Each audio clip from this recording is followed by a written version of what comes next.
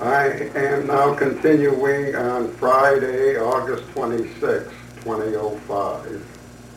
So this is session number 3. After reviewing the previous 2 sessions, I thought of several things I ought to talk about. I thought I would talk a little bit about what I've learned in my 80 years of living, studying, reading, listening to lectures, etc. And the most important thing I've learned is to be accepting. Accept what is. As I always tell my kids, things are not going to work out like you expect. If you think things are going to work out like you expect, you're often going to be terribly disappointed. So as the old story goes, when you get served a lemon, make lemonade. Make the best of it. It is the nature of people to quarrel, to fight, to disagree, and get used to it. That's the way it is. Okay. Let's see what else I have here. Okay. I served 1 year as president of Temple B'nai Israel here in Sacramento. When we first moved to Sacramento in 1954, we joined the Reformed Synagogue, Temple B'nai Israel, on Riverside Boulevard. And we were members from 1954 to about 1973. In 1972, 1973, a split occurred in the congregation. What happened was a quarrel between the Rabbi Lowell, Amy Lowell, and the cantor Eli Cohn.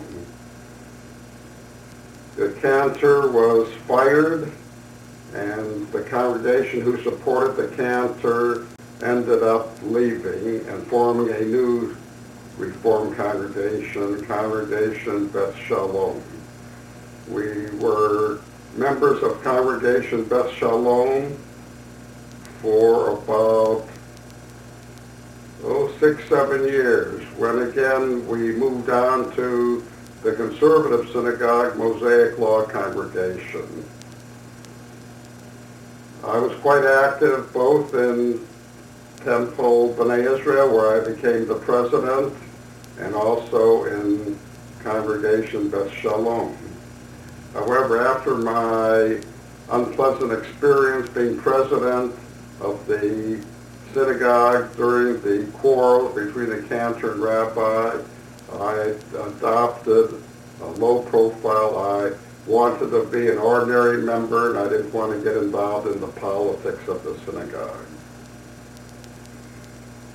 My son David is married to Wendy. My daughter Beth is married to Russ Guy, spelled G-A-J. Ted was married for about 4 years to Carol from about 1999 to 2003.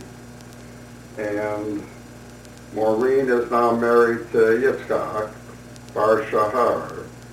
She was married to Robert Bob Robinson for about, 1987, 1975, for about 12 years. And out of that marriage came our 2 wonderful granddaughters, Leah, Danielle, and Rachel Nicole. So what else can I tell you? I think I've told you enough. Edith says, don't make it too long. People don't want to listen to a lot of stuff. How do I spend my days since I've retired? Actually, I'm very busy. Patients in the office always used to tell me, since they retired, they're so busy, they don't know how they have time to work. And then they come back for a checkup in 2 or 3 weeks and tell me how busy they are, but they'd also tell me that it now takes them 2-3 days to do what they used to do in 1 day. So I would tell them, well, that's why you're so busy. You don't have the energy that you used to have. It takes longer to get things done. Actually, I am quite busy. I take care of the land and the gardening. I usually spend a couple of hours every morning cutting leaves, trimming branches, mowing the lawn, raking, whatever. I figure it keeps me healthy besides saving a lot of money. And I also take care of my swimming pool, keep the chlorine right, keep the pumps going the way they need to.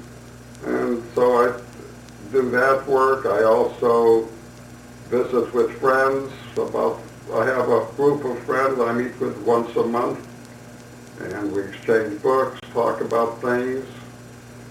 I buy courses from the teaching company, and I'm getting educated in my old age.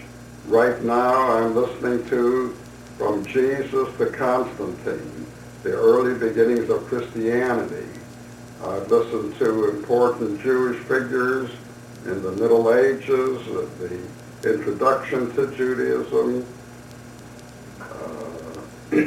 physics, particle physics, and it's very interesting. And also I read a lot. I read the Bee every morning, Sacramento Bee, and time goes by. So I'm enjoying myself. I've had a good life, good friends, a good wife, good kids, and I have nothing but pleasure. Not too many things that aggravate me. By and large, things are going along very well. So it's been nice talking to you, and I hope I can get Edith to come be interviewed as well. So adios, shalom.